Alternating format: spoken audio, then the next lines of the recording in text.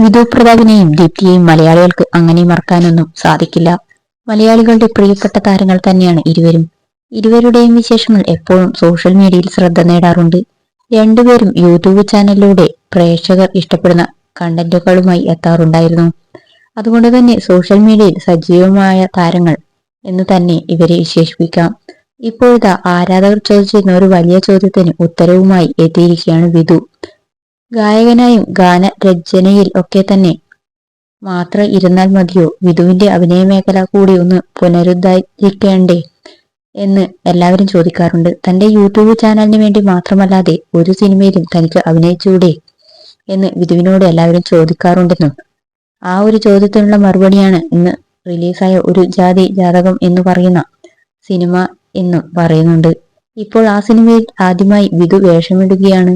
വളരെ മനോഹരമായ രീതിയിൽ തന്നെ അത് എനിക്ക് ചെയ്തു തീർക്കാനായി എന്നാണ് വിധു ഇപ്പോൾ പറഞ്ഞിരിക്കുന്നത്. വിനീത് ശ്രീനിവാസനോടൊപ്പമുള്ള ചിത്രം പങ്കുവെച്ചുകൊണ്ട് പറയുന്നത്, ഈ സിനിമയുടെ ഷൂട്ടിങ്ങിൽ ഉടനീളം തന്നെ സഹായിച്ച ഏറ്റവും നല്ലൊരു വ്യക്തി, ഇതിന്റെ ഏറ്റവും താൻ എന്ന് പറയുന്ന ഇതിന്റെ സംവിധായകനും അതുപോലെ തന്നെ ഇദ്ദേഹം നടനുമായ വിനീത് ശ്രീനിവാസനും ആണെന്ന് പറയുന്നു.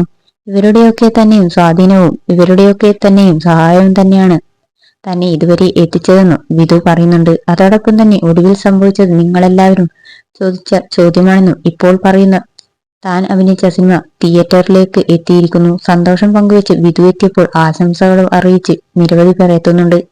ദീപ്തിക്ക് ഇത് സന്തോഷമായി കാണും. ദീപ്തിയാണ് ഇത് ഏറ്റവും കൂടുതൽ ആഗ്രഹിച്ചത് എന്ന് വേണം പറയാൻ.